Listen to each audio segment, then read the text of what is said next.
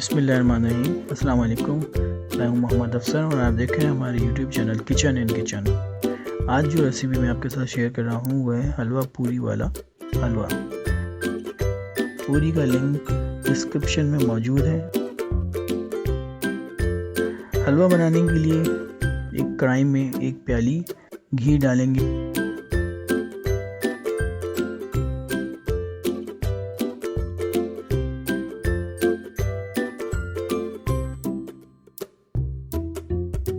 अब इसमें 2 अदद इलायची डाल देंगे।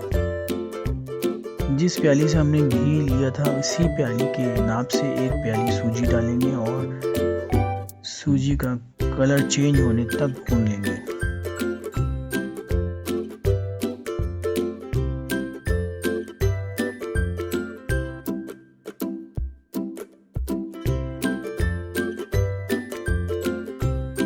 फिर इसमें एक प्याली चीनी डालकर मिक्स करेंगे। चीनी के लिए भी वही प्याली लेंगे जिससे घी और सूजी डाली थी।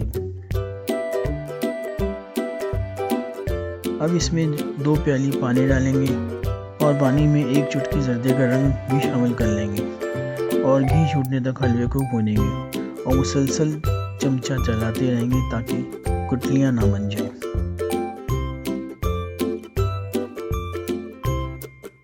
हमारा हलवा तैयार है। इसे गरम गरम पूरी के साथ सर्व करें।